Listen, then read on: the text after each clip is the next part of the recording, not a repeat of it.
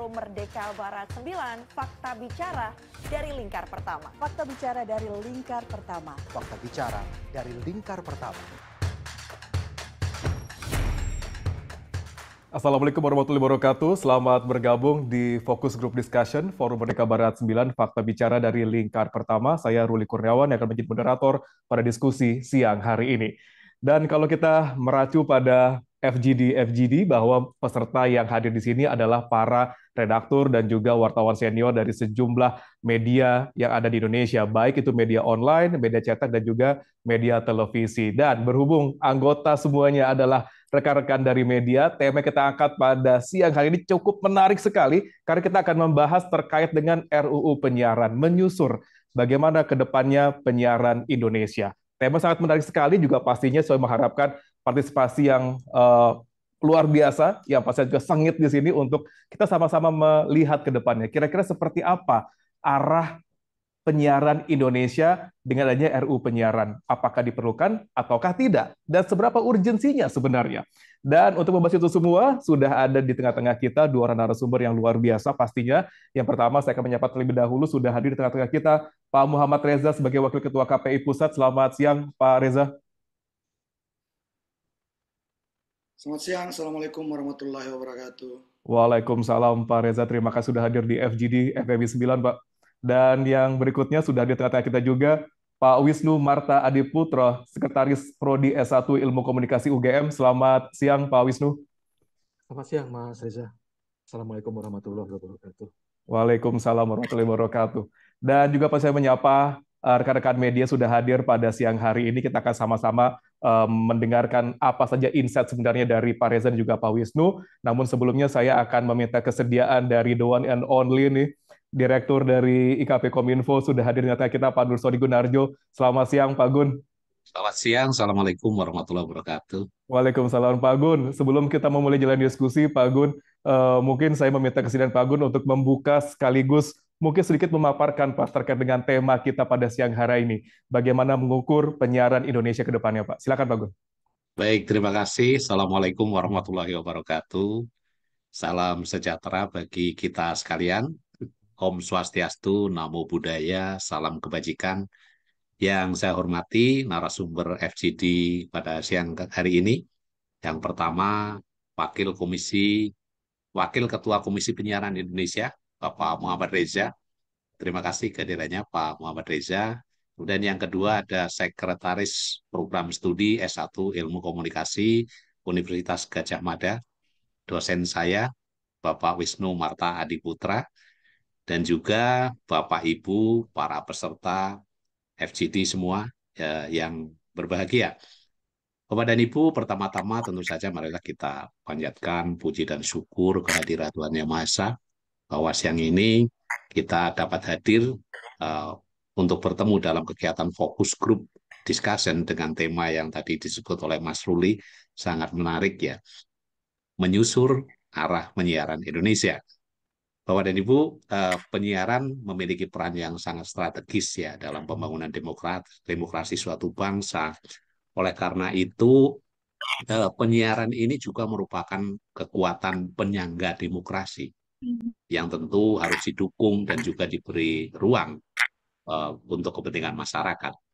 Nah, kebutuhan akan informasi dengan menggunakan teknologi komunikasi, saya kira memang harus dapat terjaga dengan baik. Dengan kata lain, memang diperlukan sebuah sistem pengamanan.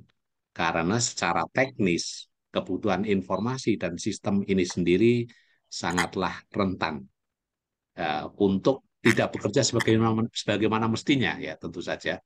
Dan tentu saja dapat diubah-ubah maupun diterobos oleh pihak lain. Kita mengetahui yang baru saja terjadi menimpa PTN, saya kira ini juga perlu diwaspadai untuk kita bersama. Bapak dan Ibu, prinsip dasar dari penyelenggaraan penyiaran ini kan tentu saja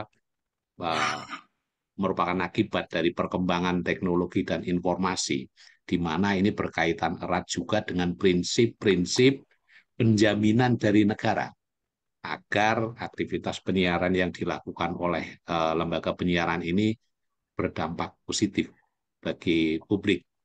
Kalau kita mengacu kepada Undang-Undang Nomor 32 Tahun 2002 tentang penyiaran, diatur tentang filosofi ya bagaimana sebenarnya arah pembangunan industri penyiaran Indonesia ini, baik siaran televisi maupun radio. Kita tahu bahwa proses demokratisasi di Indonesia ini telah menempatkan publik sebagai pemilik dan juga dalam tanda kutip juga pengendali utama ranah penyiaran.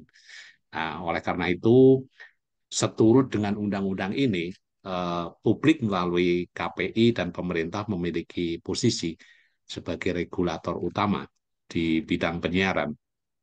Nah, tentu saja kita melihat bahwa pengaturan tersebut didasarkan pada beberapa hal yang saya kira perlu dibagi dalam mungkin 3 atau 4 atau 5 bahkan hal yang penting yang terkait dengan penyiaran. Yang pertama mungkin adalah bahwa penyiaran ini merupakan salah satu perwujudan bahwa negara ini menjamin hak setiap warga negara untuk bebas berekspresi dan mengeluarkan pendapat melalui media penyiaran tentu saja. Yang pertama. Kemudian yang kedua tentu saja industri siaran dalam kegiatannya ini menggunakan spektrum frekuensi radio atau gelombang elektromagnetik yang pada dasarnya spektrum tersebut, gelombang elektromagnetik tersebut adalah milik publik yang tentu saja harus dapat digunakan untuk sebesar-besar kemakmuran rakyat. Ini adalah prinsip yang kedua. Kemudian yang ketiga tentu saja sistem penyiaran nasional di Indonesia ini harus juga menjamin terciptanya tatanan informasi yang adil dan merata. Nah, serta juga bisa menjadi penyeimbang guna mewujudkan keadilan sosial bagi seluruh rakyat Indonesia. Dan yang keempat, lembaga penyiaran ini mempunyai peran yang harus dijalankan, tentu saja dengan kebebasan dan tanggung jawab dalam menjalankan fungsi sebagai media informasi, pendidikan, hiburan, tetapi juga sebagai kontrol dan perekat sosial. Dan yang kelima, saya kira yang perlu menjadi prinsip adalah siaran yang dipancarkan dan disiarkan secara serentak ini tentu saja akan mempunyai dampak yang sangat besar dalam pembentukan pendapat, sikap, dan perilaku khalayak.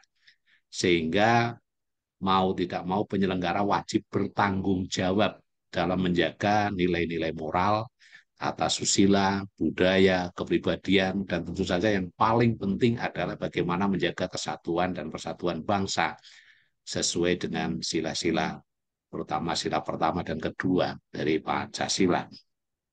Di samping itu, Bapak dan Ibu, perkembangan teknologi informasi dan komunikasi telah membawa implikasi terhadap dunia penyiaran, termasuk penyiaran di Indonesia, sehingga menjadikan penyiaran ini sebagai salah satu sarana komunikasi bagi masyarakat Indonesia, dunia bisnis, dan juga pemerintah.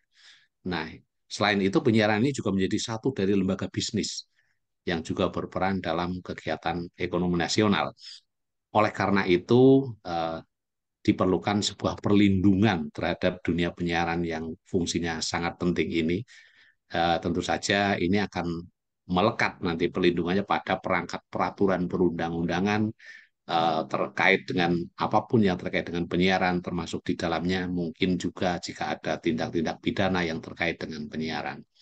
Sehubungan dengan hal tersebut, Bapak dan Ibu, kami dari Kementerian Komunikasi dan Informatika menyelenggarakan kegiatan FGD dengan judul yang sangat menarik tadi, Wofadis sebenarnya, mau kemana arah penyiaran kita ya. Saya kira nanti Bapak dan Ibu bisa mendapatkan, terutama dari Bapak dan Ibu redaktur di media bisa mendapatkan background, narasi yang lengkap ya, dan jelas terkait dengan kondisi penyiaran yang ada di Indonesia pada saat ini. Mungkin itu yang bisa kami sampaikan. Sebagai penutup, perkenan kami mengucapkan selamat berdiskusi. Semoga upaya kita dapat memberikan manfaat bagi rekan-rekan jurnalis khususnya untuk memberikan background bagaimana menulis berita yang terkait dengan penyiaran. Akhir kata kepada seluruh peserta FGD, saya ucapkan terima kasih dan salam sehat. Assalamualaikum warahmatullahi wabarakatuh. Waalaikumsalam warahmatullahi wabarakatuh. Terima kasih Pak Gun. Nah, tadi disampaikan Pak Gun bahwa diperlukan sebuah sistem keamanan dalam penyiaran Indonesia ya Pak ya. Nah, kira-kira nanti seperti apa pengaturannya Pak Gun dan juga rekan-rekan media. Nah, kita akan mendengarkan kira-kira akan ada sedikit insight dari dua narasumber kita. Namun sebelum saya tekankan sekali lagi bahwa FGD kita adalah FGD yang tertutup dan terbatas, di mana tertutup bahwa apa yang disampaikan atau diinformasikan oleh narasumber kita, apa yang kita diskusikan pada siang hari ini hanya ada dalam forum ini saja gitu. Jadi teman-teman anggota ataupun juga redaktur dan juga wartawan senior akan mendapatkan insight luar biasa dari diskusi kita ini, namun tidak bisa untuk dipublikasikan kecuali narasumber bersedia untuk dipublikasikan. Lalu yang kedua, secara terbatas bahwa yang hadir di sini adalah para redaktur dan juga wartawan senior yang sudah melalui akurasi dari Kominfo dan juga setahu kredibilitasnya seperti apa, dan kita bisa sama-sama meramu kira-kira akan seperti apa kira-kira penyiar Indonesia ke depannya. Dan kepada narasumber, saya nanti akan memberikan waktu kurang lebih 10 menit untuk menyampaikan paparannya, karena kita akan memaksimalkan pada sesi tanya-jawab nanti. Mungkin saya akan langsung saja membuka jalannya diskusi kita pada siang hari ini. Yang pertama, saya mungkin kesediaan dari Pak Muhammad Reza, Wakil Ketua KPI Pusat, untuk sedikit menyampaikan kira-kira Pak, dari sudut pandang KPI, seperti apa sebenarnya RUU penyiaran kita, dan sejauh mana nanti misalnya ke depannya akan menyentuh penyiaran dilakukan di media sosial. Silakan, Pak Reza. Baik, terima kasih. Assalamualaikum warahmatullahi wabarakatuh. Waalaikumsalam, Pak. Ibu sekalian yang saya hormati, pertama-tama terima kasih atas forum yang diselenggarakan oleh Kementerian Komunikasi dan Informatika. Salam hormat saya buat Pak Dirjen, Pak Nusodik, kemudian juga yang saya hormati rekan-rekan, para senior, para wartawan yang hadir di forum ini. Bapak Ibu sekalian, izinkan saya sudah kirimkan ke panitia, ada 1-2 slide mungkin yang ingin saya tampilkan, karena begini, bicara tentang penyiaran tentu saja kalau kita bicara tentang regulasi itu sekarang Undang-Undang 32 tidak bisa lagi dilihat hanya Undang-Undang 32 saja gitu loh. Jadi mungkin ke slide berikut, Undang-Undang 32 itu sudah pernah di judicial review dan oleh MK sudah diputuskan. Belum lagi Cipta Kerja itu ada 9 pasal di Undang-Undang 32 yang kemudian memangkas kewenangan kami. Kemudian begitu juga PP 50 terkait lembaga penyiaran swasta, PP 51, PP 11, kemudian PP 52, itu kemudian ada hadir juga yang namanya PP 46 sebagai turunan dari Undang-Undang 32 terkait pos telekomunikasi dan penyiaran. Kemudian terkait perizinan ada yang namanya PP 5. Kemudian Kominfo membuat yang namanya Permen Kominfo 6 dan Permen Kominfo 11. Di peraturan KPI sendiri, P3 SPS sebagai turunan Undang-Undang 32 dan PP tersebut, kemudian ada PKPI nomor 1 yaitu P3 dan SPS PKPI nomor 2. Ini pun juga sudah baru-baru ini disahkan di Rakornas yang saat ini kemudian ada lanjut tahapan ke harmonisasi. Begitu juga dengan PKPI nomor 2. Kemudian juga yang tadinya evaluasi tahunan, kami ada KKPI nomor 7 di Kominfo juga terjadi perubahan gitu. Dan yang paling baru soal RUU penyiaran. Ini pasti ditunggu-tunggu karena ini yang jadi pertanyaan kan. RUU penyiaran perlu kami tegaskan. Hingga saat ini KPI Pusat belum menerima draft RUU penyiaran yang baru. Bapak Ibu sekalian, mungkin kalau hadir di seminar nasional di Rakornas KPI yang baru banget selesai di 26 kemarin, tanggal 26 kemarin, itu ada seminar nasional, di situ ada Komisi 1. Dan itu sudah ditegaskan bahwa yang namanya draft RUU itu belum ada. Yang ada adalah bahan rapat di balik. Gitu. Kenapa kemudian yang jadi pertanyaan, mungkin banyak dari Bapak Ibu, mungkin atau wartawan Bapak Ibu yang kemudian menghubungi KPI, dan KPI kemudian belum merespon. Kenapa KPI belum merespon secara kelembagaan? Karena secara kelembagaan kami belum menerima. Beda ketika Undang-Undang Cipta Kerja dipublis dan kemudian kami mendapatkan salinan, kami merespon secara kelembagaan masukan-masukan kami terhadap pasal-pasal yang ada di Undang-Undang Cipta Kerja. Nah, jadi sekali lagi di RUU penyiaran kami belum ada draft RUU penyiaran. Tahun ini kami kemudian mendatangi masyarakat yang kami mulai diskusinya itu mulai dari Solo, mendatangi masyarakat, di situ ada teman-teman mahasiswa, dan kami juga mendatangi Solo, kemudian ada beberapa daerah Solo, Medan, kemudian Gorontalo, KPID juga melakukan di daerahnya masing-masing terkait diskusi terkait undang-undang penyiaran. Ada banyak masukan dari masyarakat yang mungkin nanti akan kita bahas di slide berikutnya. Bapak Ibu sekalian yang kami hormati, hingga saat ini yang namanya penyiaran masih, ruang lingkup penyiaran itu masih hanya ada pada radio dan televisi. Baik lembaga penyiaran swasta, lembaga penyiaran publik, lembaga penyiaran berlangganan, ataupun lembaga penyiaran komunitas. Yang sering jadi pertanyaan, saya sejak 2019 kalau diundang, bahkan Kementerian Komunikasi dan Informatika sendiri tahun 2019 atau awal 2020 pernah mengundang kami. Kemudian ada KNRP waktu itu, saya ingat ada Kanina, kemudian ada Mas Bayu dari AJI, hadir pada waktu itu. Dari Kominfo waktu itu kalau nggak keliru ada Pak Geriantika, yang kemudian menghimpun daftar inventaris masalah terkait diskusi mengenai RUU penyiaran. Saya nggak tahu kelanjutannya seperti apa, tapi pada waktu itu kami juga memberikan pendapat dan masukan.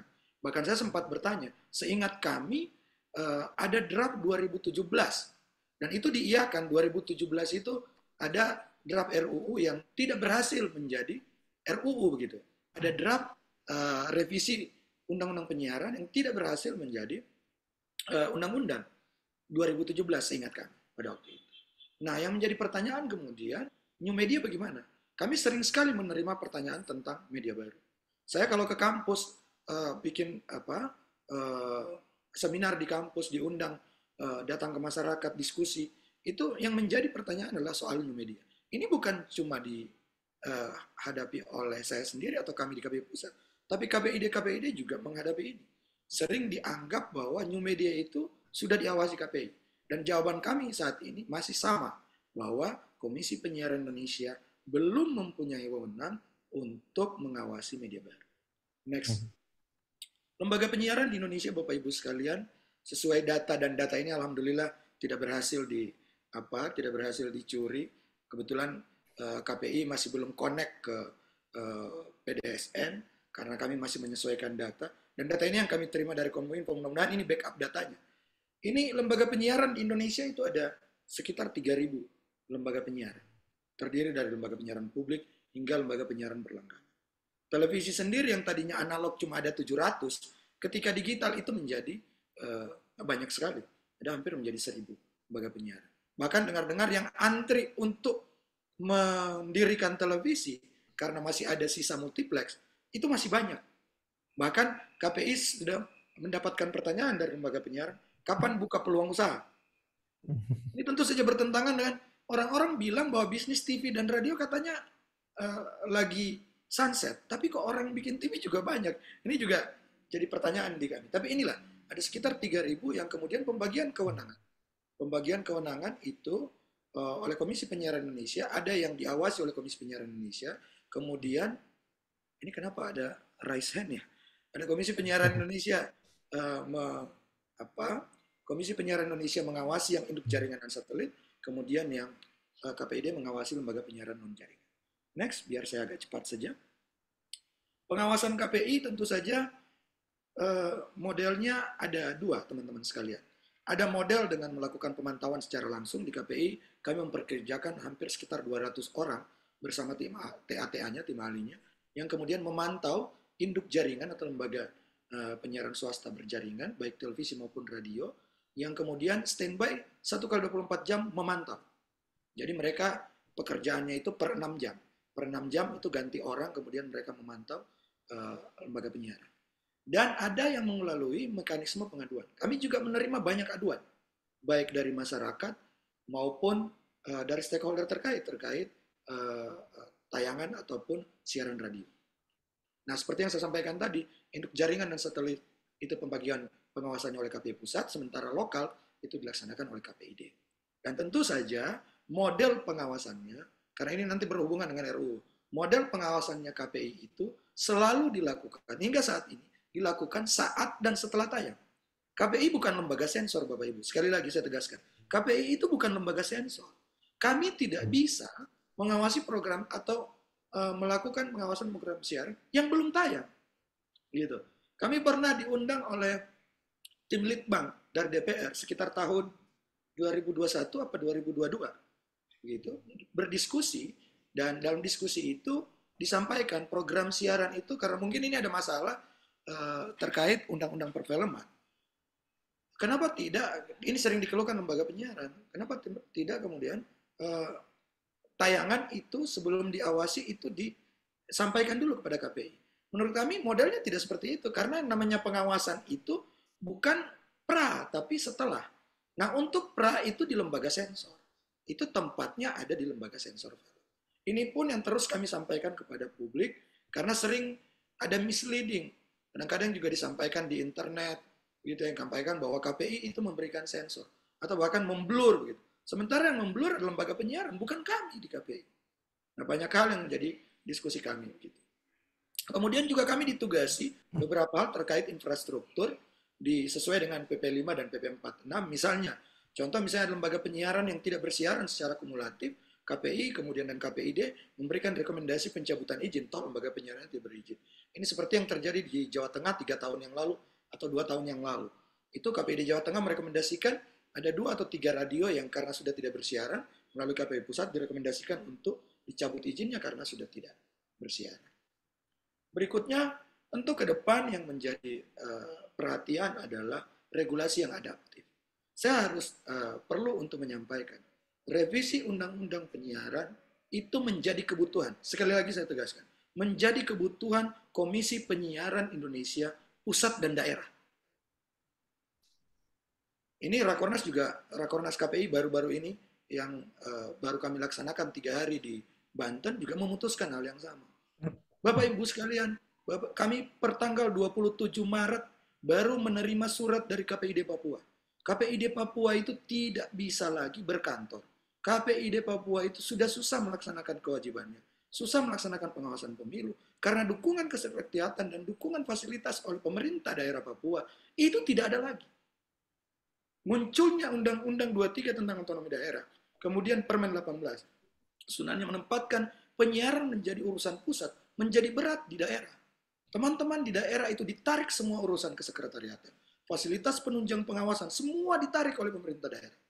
Dan kemudian atas lobby dan usaha teman-teman KPI dan KPI, kami ketemu dengan Kementerian Dalam Negeri. Yang bisa dilakukan adalah skema hibah. Karena skemanya hibah, apa yang terjadi? Kalau istilah teman-teman KPID, kami ini harus mengemis-ngemis untuk dapat fasilitas, dukungan fasilitas dari pemerintah daerah. Bagaimana mungkin coba yang melakukan pengawasan lembaga penyiaran di daerah itu harus mengemis dulu untuk kemudian dapat dukungan. Ini kan sesuatu yang tidak masuk akal. Sehingga kebutuhan revisi undang-undang penyiaran menjadi sebuah kebutuhan bagi KPI pusat dan KPI daerah. Itulah kemudian poin pertama yang kami sampaikan dalam siaran pers kami. Secara kelembagaan, penguatan kelembagaan, revisi undang-undang penyiaran itu sangat kami butuhkan. Kemudian soal pengawasan. Betul, soal media baru ini seperti yang saya sampaikan tadi, bukan cuma kebutuhan, bukan cuma disampaikan oleh masyarakat. Bahkan beberapa tayangan yang ada di TV dan radio itu diambil dari media baru. Terakhir baru-baru ini soal pelecehan agama, itu diambil dari media baru, Bapak Ibu sekalian, dan ditayangkan berulang-ulang di lembaga penyiaran. Di lembaga penyiaran karena tayangannya vulgar, kami memanggil lembaga penyiaran untuk menyampaikan agar berhati-hati karena terkait siaran agama itu ada pasalnya di P3 SPS. Nah, bagaimana dengan media baru? Belum lagi kita bicara LGBT.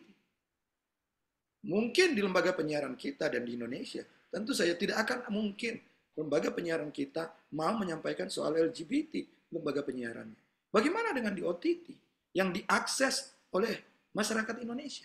Ini sepertinya dibiarkan.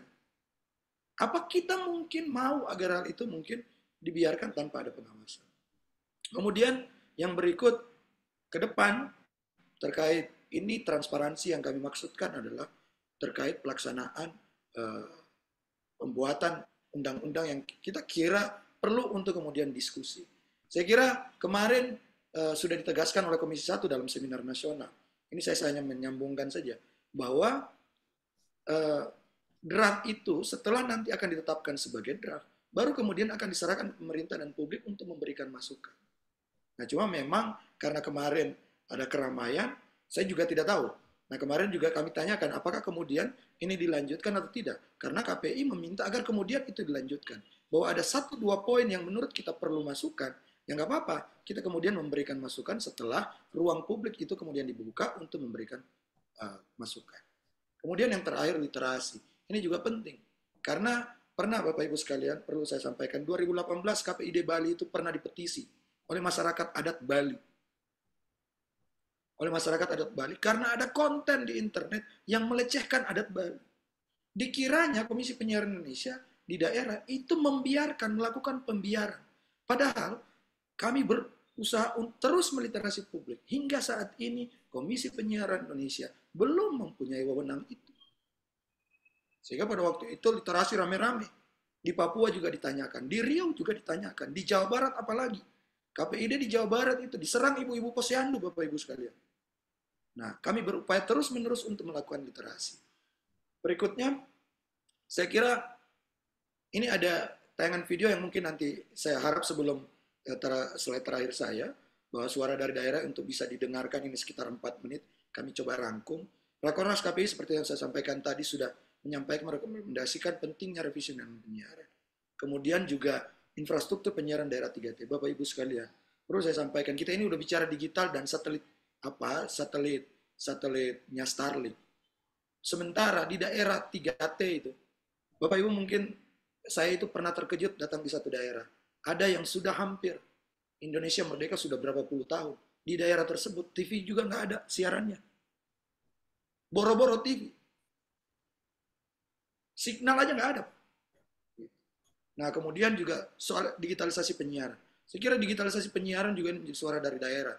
Efeknya terkait lembaga penyiaran non-jaringan di daerah. Banyak lembaga penyiaran yang mengundurkan diri, Pak. Karena tidak mampu sewa MUX. Ini juga jadi aspirasi dari daerah. Kemudian juga soal digitalisasi radio. Ini menjadi penting untuk perhatian karena ini aspirasi dari teman-teman daerah termasuk radio yang udah hampir 2000 radio yang mau menyampaikan.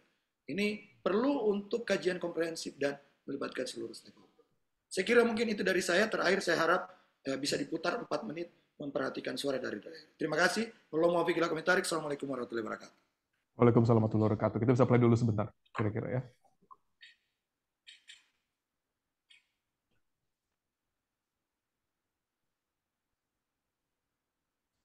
Audionya tidak terdengar?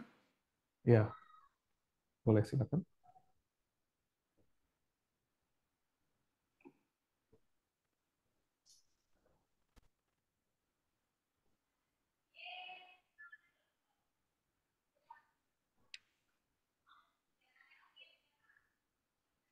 Baik, sedang Ya, diusahakan baik. sebentar. Oke. Terkait dengan seberapa pentingnya revisi undang-undang penyiaran bagi kami sangat penting sekali, terutama dalam rangka penguatan kapasitas kelembagaan KPID. Ya, baik dari sisi pengawasan atau regulator atau pengawasan administrasi lainnya itu sangat penting sehingga sangat membantu kerja-kerja KPI dalam aktivitas administrasi atau regulator yang diawasi kepada lembaga-lembaga penyiaran yang lainnya. Jadi bagi kami sangat penting sekali. Tahun lebih. Nah, kehadiran kami selama ini bisa dianggap dilema bagi kami. Di satu sisi kami melaksanakan perintah undang-undang penyiaran, di sisi lain kami juga dibenturkan dengan Undang-Undang Nomor 23 tahun 2014 tentang pemerintahan daerah. Yang mana pemerintahan daerah domainnya tidak mengakui penyiaran yang ada di daerah. Karena menurut mereka penyiaran adalah domainnya pusat. Makanya kami serba dilema. Kami melaksanakan undang-undang penyiaran di sisi lain, tapi di sisi yang lain juga kami tidak didukung oleh pemerintah daerah. Karena memang mereka tidak mengakui adanya penyiaran di daerah. Masalahnya di situ. Permasalahan yang kemudian urgent, yang pertama tadi sudah saya singgung, permasalahan penguatan kelembagaan ya KPI, karena kita adalah lembaga negara dan diamanati oleh Undang-Undang 32 tahun 2002. Kalau kami di Jawa Barat coba belanja masalah gitu ya, keliling 27 kabupaten kota, coba melakukan literasi kepada penggerak ibu-ibu posyandu. Lalu ibu-ibu penggerak posyandu ini bilang kenapa kemudian media yang berbasis internet tidak diawasi. Data dari DP3 AKB Jawa Barat gitu ya, ada beberapa case yang kemudian menunjukkan terjadinya pelecehan seksual terhadap perempuan dan anak itu diakibatkan karena konten-konten yang berbasis internet. Jadi artinya bahwa negara harus hadir untuk menyelamatkan kognisi ya masyarakat demi terciptanya gitu ya bonus demografi yang firm gitu 2030 dan 2045 kita menyambut Indonesia Emas. Yang pertama itu, yang kedua penyelamatan industri penyiaran yang berbasis terestrial. Adanya Undang-Undang 32 tahun 2002 hari ini gitu ya, bahwa mengatur industri penyiaran gitu yang kemudian berbasis terestrial, tapi kemudian industri penyiaran kalau di Australia dan di Jerman itu yang berbasis internet juga masuk gitu dalam konteks penyiaran, itu tidak diawasi, seolah-olah negara melakukan diskriminasi terhadap industri hari ini. Ya, hampir sebagian besar ketika kita melakukan sebuah kegiatan literasi media ataupun kegiatan kita bekerja sama dengan pemerintah daerah dan yang melibatkan masyarakat, masyarakat selalu bertanya, kenapa di media sosial itu bertebaran hal-hal yang tidak baik untuk tumbuh kembang anak, atau tidak baik untuk pendidikan seks, atau tidak baik untuk hal-hal yang tidak sesuai dengan norma dan budaya di Indonesia. Kami jawab, sampai sekarang kewenangan kami tidak diberikan untuk melakukan pengawasan terhadap media baru. Tetapi apa yang terjadi, kami tetap saja meminta sebuah keadilan dan demokratis penyiaran, bahwasanya harus ada keadilan yang merata antara media penyiaran dengan media baru.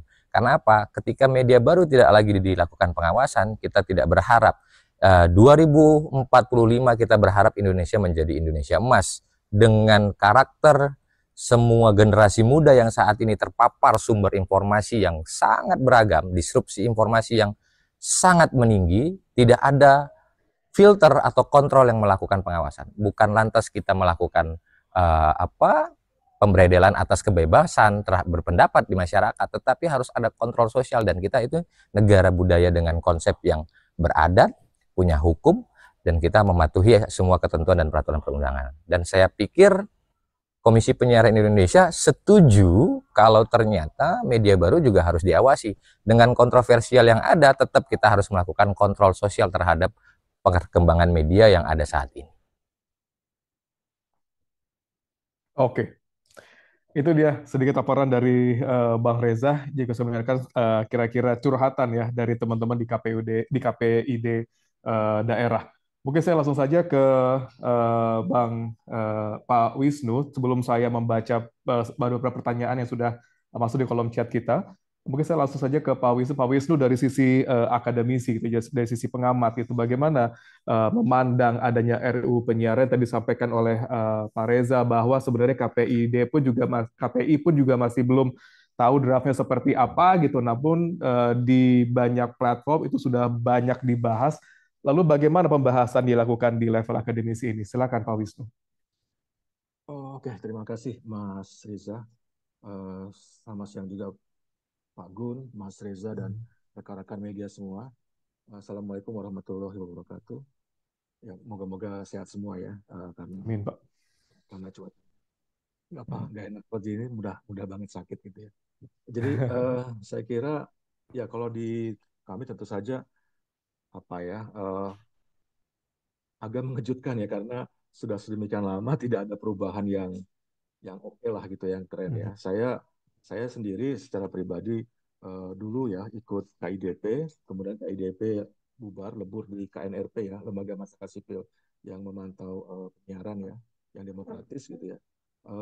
Kita kaget gitu, kok sudah sedemikian lama tidak muncul yang baik juga, yang bagus juga gitu ya, karena juga undang-undang penyiaran sebenarnya ditunggu ya, termasuk nanti LPP itu kan juga akan melihat undang-undang penyiaran ya. Nah, sejak tahun 2010 saya melalui PR2 Media juga kami mendorong revisi sebenarnya. Tapi kalau segini lama mungkin nanti bukan revisi ya, mungkin undang-undang penyiaran baru, karena memang begitu luasnya aspek yang diubah gitu. Nah, sebenarnya kalau melihat arah penyiaran kita gitu ya, secara umum kita bisa melihat ke konteks yang lebih besar, bagaimana komunikasi ini diatur gitu ya. Sebenarnya undang-undang penyiaran yang awal ya, nomor 32 tahun 2002 ini sebenarnya dinilai ya waktu itu undang-undang yang bagus lah gitu ya, bersama undang-undang pers tahun Dan juga ada satu undang-undang yang bagus sebenarnya, kemerdekaan menyampaikan pendapat di muka umum tahun 99. Karena dulu untuk mengakomodir para pendapat masyarakat ya. Tapi kemudian bergeser maknanya jadi perizinan yang kemudian agak ketat di situ. Kemudian juga muncul Undang-Undang Keterbukaan Informasi Publik ya tahun 2008 eh, dan juga Undang-Undang ITE sebelum direvisi ya. Saya kira Undang-Undang Keterbukaan Informasi Publik itu penting untuk melihat sejauh mana ya tadi semacam pembicaraan tentang RUU Undang-Undang Penyiaran ini kan juga kita tidak tahu nih mana yang resmi mana yang tidak gitu ya. Padahal kalau dia informasi yang milik publik kan mestinya dibuka ya. Bahkan selevel Mas Riza ya yang memang komisioner itu juga nggak tahu mana yang ini resmi atau tidak gitu ya. Mestinya memang ada kejelasan. Eh, dan juga yang terakhir itu Undang-Undang tahun 2022 atau 2023 ya tentang PDP. Sebenarnya kalau kita bisa mengulik Undang-Undang PDP dengan lebih baik, kasus-kasus judi online, pinjam online ilegal itu akan mudah, bukan akan mudah ya, akan lebih mudah tertangani sebenarnya. Undang-undang PDP itu yang dilihat, karena nanti akan ketahuan siapa yang membocorkan data pribadi. Tapi ya kita kebalik-balik ya, informasi publik nggak dibuka, data pribadi malah dibuka. Mereka nggak semacam itu ya. Nah, jadi bagaimana negara ini mengatur ya secara umum kebijakan komunikasi itu saya kira belum cukup baik ya. Walaupun saya melihat misalnya di RUU, kalau kita sebut ini draft resmi ya, RUU penyiaran ini saya lihat uh, menimbangnya itu juga Undang-Undang Dasar 28 28. Ini maksudnya memang menjadi sumber dari Undang-Undang Komunikasi yang ada. Nah, disinilah kita dilindungi sebenarnya. Setiap warga negara bebas berpendapat dan menggunakan informasi sesuai dengan kepentingannya. Jadi di sini kebebasan beropini dan berekspresi itu dijamin Undang-Undang Dasar bahkan ya. Tapi di breakdown itu kadang-kadang tidak tertib ya. Saya kira 2000 Undang-Undang Komunikasi yang tahun 2008 itu tidak menuju ke sana, termasuk Undang-Undang PE, Undang-Undang KIP ya, walaupun sebenarnya bagus. Kemudian Undang-Undang perfilman, Undang-Undang Ormas itu juga tidak, karena Undang-Undang Ormas ini penting karena sebenarnya ketika lembaga itu kemasyarakatan bisa diatur ya, soal-soal lembaga media komunitas itu bisa akan lebih baik lagi. Ada juga Undang-Undang Desa yang menyebut sistem informasi desa. Ini juga bisa menjadi kelembagaan yang menarik untuk melindungi penggunaan informasi di desa. Tapi saya kira uh, yang dilihat adalah komunikasi yang digital ya, yang online. Sebenarnya komunikasi yang sifatnya offline ya, yang luring di masyarakat itu juga itu sayangnya tidak diawasi, bukan diawasi, dikelola dengan baik. Karena kami melakukan riset di SID ya, praktek baik di SID di 5 provinsi, di 5 daerah. Saya kira itu menjadi sarana yang penting bagi masyarakat untuk mendapatkan informasi.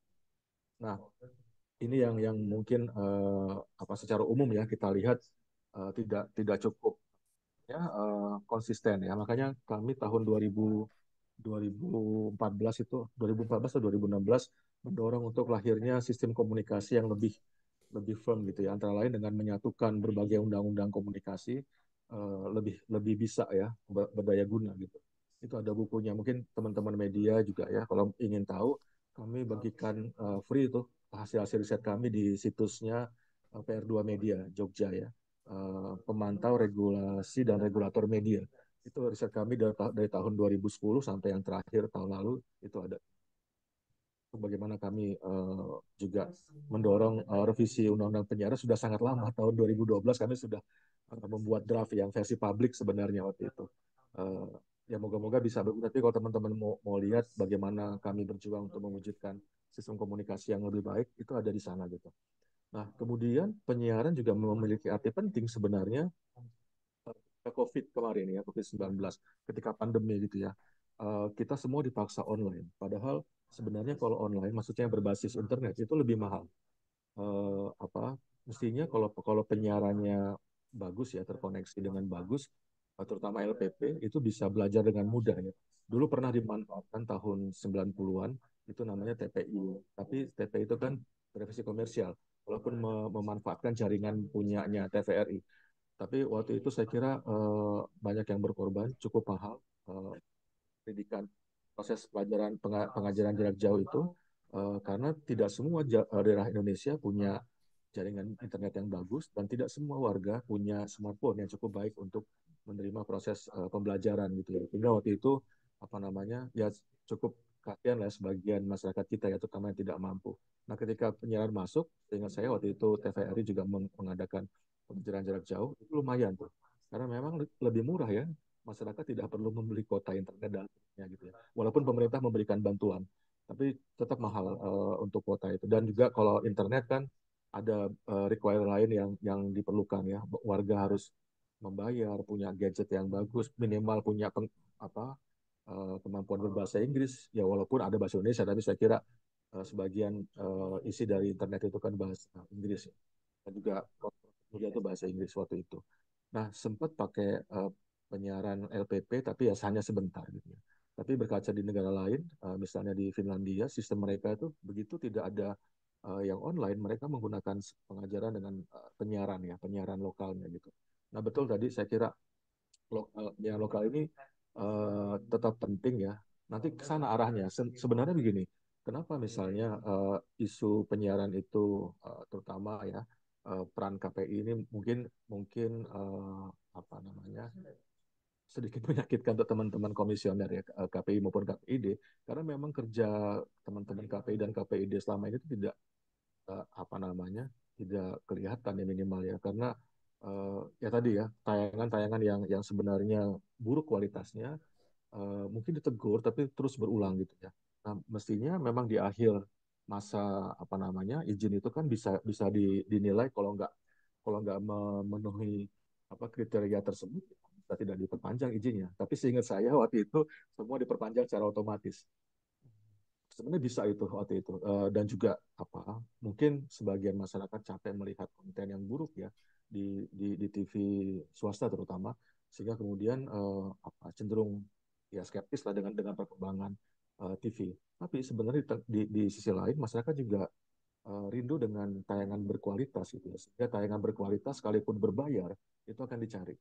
Contohnya yang berita ya soal dokumenter. Waktu itu ada film dokumenter di saya sebut aja merek ya karena ini tertutup tapi nggak untuk belajar ya tentang kopi sianida. Yang nonton banyak banget.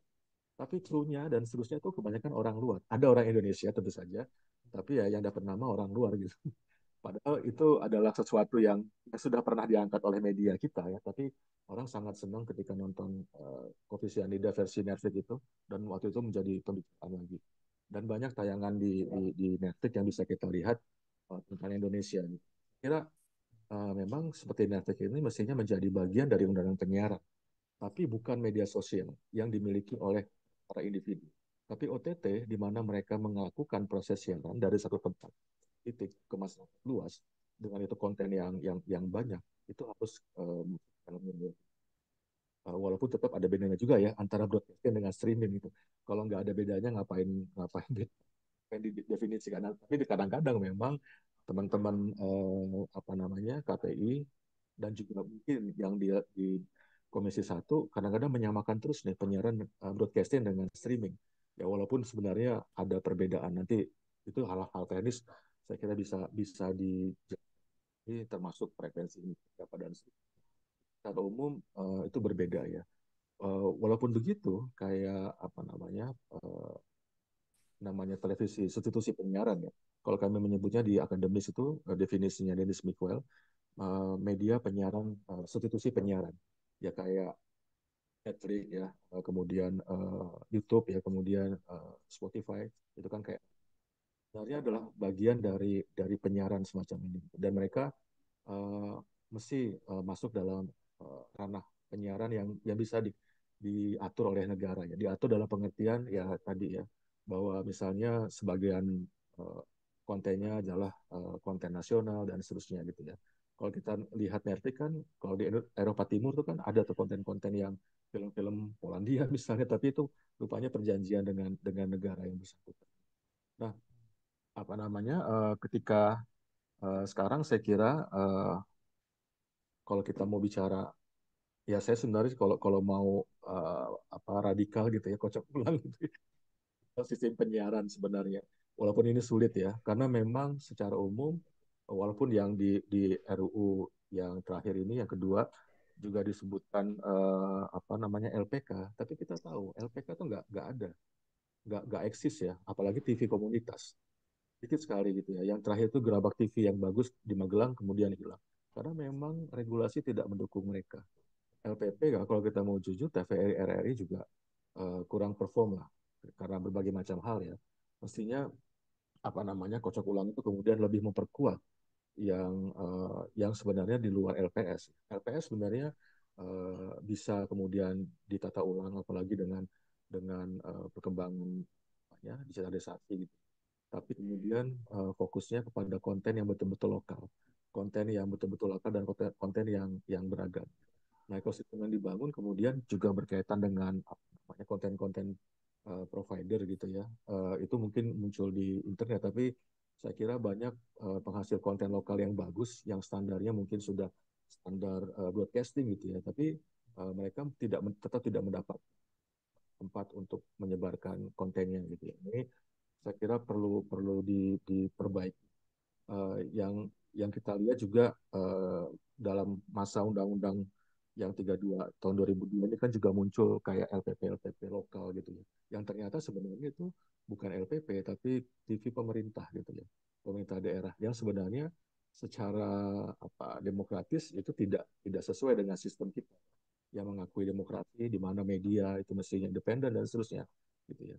Tentu saja media milik pemerintah itu boleh tapi harus ada deklarasi bahwa ini memang punya pemerintah, jangan pura-pura punya pemerintah. Tapi sebenarnya punya swasta atau sebaliknya. Nah, ini yang kemudian terjadi. Nah, ketika undang-undang pelaksanaan undang-undang nomor 32 ya, yang sebelumnya ini belum terlalu bisa ditegakkan, ada undang-undang baru nantinya gitu. Artinya ya orang akan merujuk pada kondisi yang pernah ada ini gitu. Di mana SSJ tidak berlaku dengan baik gitu ya. Di mana konten ya kurang bagus lah di apa namanya di media penyiaran kita gitu ya. Terutama TV ya, kalau radio yang lokal saya kira sedikit berbeda, tapi yang dalam tanda petik TV Jakarta di bawah nasional ini juga saya kira sangat sangat kuat kepentingan bisnis dan kepentingan politiknya gitu ya. Yang sosiokulturalnya kurang ya. Walaupun mungkin teman-teman ini mengakui menyebutnya sebagai budaya bangsa ya, siaran-siaran pernikahan artis bagi saya, bagi yang melihat ini bukan ini pernikahan artis, memang dia membawa atribut lokal tapi tidak bisa disebut merdekakan atau menaikkan budaya lokal. Ada beberapa hal lain gitu ya. Nah, ketika melihat hal ini saya kira orang tetap akan merujuk kondisi yang telah ada. Cara untuk mengubahnya ya sama-sama duduk gitu ya untuk membahas kemana nih arah ya RUU yang ini sudah lama, soalnya sayang banget ya kalau kita cuma bergelut di sini nanti implementasinya nggak rampung-rampung, padahal perkembangan teknologi sudah sangat cepat gitu. AI juga misalnya di bidang komunikasi harus sudah dilihat dan seterusnya. Kalau ini nggak rampung berlarut-larut ya saya kira sistem komunikasi yang kita harapkan akan baik tidak akan terbentuk. Saya kira itu Mas Riza dari ya. Terima kasih. Siap, terima kasih Pak Wisnu. Menarik sekali Pak paparannya gitu bahwa ada yang kebolak-balik di sana dan juga bagaimana sebenarnya teman-teman di akademis itu mengharapkan adanya draft RUU penyiaran yang yang powerful gitu, yang bagus gitu ya untuk mengakomodir ini semua. Dan saya langsung aja ke sesi Q&A gitu ya, karena sudah ada 2 pertanyaan dengan masing-masing memiliki 2 pertanyaan juga di dalamnya gitu. Mungkin saya akan langsung membacakan saja. Mungkin lebih ke arah elaborasi untuk pertanyaan yang pertama dari Bang Korben dari industri.co.id. Pertanyaan yang pertama ini terkait dengan draft revisi Undang-Undang Penyiaran terkesan hendak mengembalikan rezim sensor seperti Orde Baru, yang notabene hendak mengontrol kebebasan berekspresi, berpendapat, pers, dan lalu bagaimana badan legislasi memastikan bahwa regulasi baru ini bukanlah bermaksud membungkam demokrasi. Mungkin ini lebih ke bagaimana sebenarnya KPI dari Bang Reza gitu menanggapi hal ini, Bang, gitu. Sejauh ini apakah sudah ada diajak gitu untuk berebut bareng dengan teman-teman di legislasi gitu terkait dengan draft RUU ini. Lalu yang berikutnya mungkin bisa ditanggapi juga oleh Pak Wisnu. Lalu yang kedua terkait dengan bagaimana undang-undang penyiaran ini dapat mengakomodir perubahan-perubahan dalam ekosistem media digital. Tadi Pak Wisnu sempat menyampaikan bahwa harus dibedakan ada media broadcast dan juga media streaming. Nah, kira-kira akan menyentuh nggak nih media streaming? Ataukah lebih kepada media substitusi penyiaran saja gitu yang memang sudah urgent untuk disentuh oleh KPI dan juga pemerintah? Mungkin langsung saja saya mungkin pertama ke Bang Reza, silakan. Pak Reza, silakan Pak. Ya, Mas Rul, kalau begitu agak sulit saya menjawab. Hanya seperti itu, maka siapa yang menjawab? Karena itu kewenangannya di DPR, kan gitu. Saya ingatkan begini kepada teman-teman. Coba dicek, karena ini teman-teman kan yang coba dicek. Nah, seperti juga disampaikan oleh Mas Yus tadi, bahwa sebenarnya kalau saya ingat saya ketika KPID, per 2015 sejak Rakornas di Makassar, kami sudah meminta revisi Undang-Undang Penyiaran. Per 2015. Kalau menurut senior-senior kami di Komisi Penyiaran yang lain, per 2012 sebenarnya, bahkan 2010 udah ada obrolan terkait revisi Undang-Undang Penyiaran. Bahkan dari teman-teman kampus itu juga punya, seperti tadi, punya naskah tandingan bahkan untuk disampaikan untuk revisi Undang-Undang Penyiaran. Artinya, soal revisi Undang-Undang Penyiaran ini banyak mendapatkan perhatian. Tapi perhatian oleh publik sebanyak ini, baru mungkin tahun ini mungkin ya, baru mungkin tahun ini. Begitu. Yang kedua, jika seperti itu pertanyaannya mungkin nanti kami sampaikan. Cuma memang ini bukan ngeles, tapi memang kami belum menerima draft RUU. Ini kan pertanyaannya secara kelembagaan ya. Kalau secara kelembagaan kami sudah menerima resmi draft RUU-nya, kami bisa kasih masukan. Karena ada beberapa poin kalau kita lihat dari draft, kami juga akan, kalau memang jadi begitu draft RUU-nya, kami akan memberikan masukan. Itu yang kedua. Yang ketiga, jika Anda rubah pertanyaannya, misalnya gini, Mas Rul, apakah KPI mengawasi program siaran jurnalistik? Maka jawabannya di P3 SPS 2012 itu bab 18, di situ termaktub program siaran jurnalistik yang selama ini kami awasi. Bahkan kalau teman-teman mau ingat, pemilu 2014 KPI pusat merekomendasikan pencabutan izin 2 televisi. Tapi entah bagaimana sama Kementerian Kominfo, mohon maaf dengan tidak mengurangi rasa hormat saya, teman-teman di Kominfo pada waktu itu apa yang mereka lakukan setelah KPI menyatakan cabut izin 2 TV berita gara-gara pemilu 2014. Gitu loh. Jadi kalau program siaran jurnalistik diawasi oleh KPI saat ini melalui P3SPS yang ada, kami mengawasi.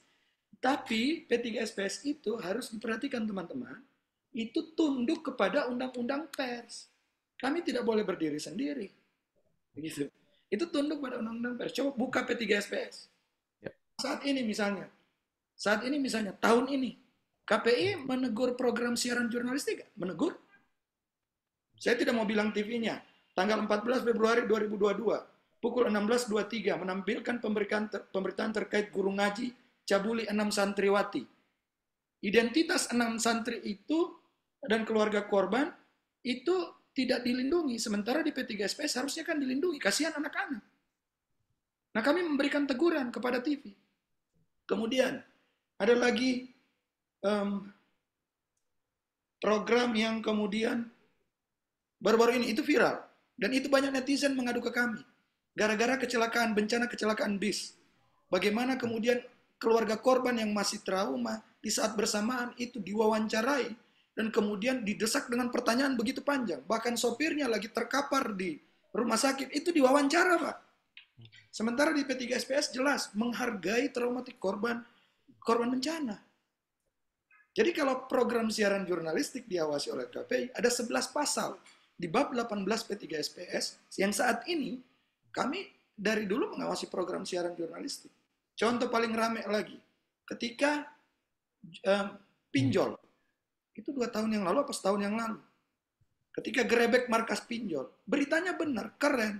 Tapi di saat si host lagi bawa programnya, di belakang ada layar komputer, itu ada tayangan situs porno lagi terbuka. Nah, itu juga diadukan ke kami. Nah, kami memberikan teguran program itu. Dan itu kami posting, Anda bisa cek di situs KPI, itu kami posting.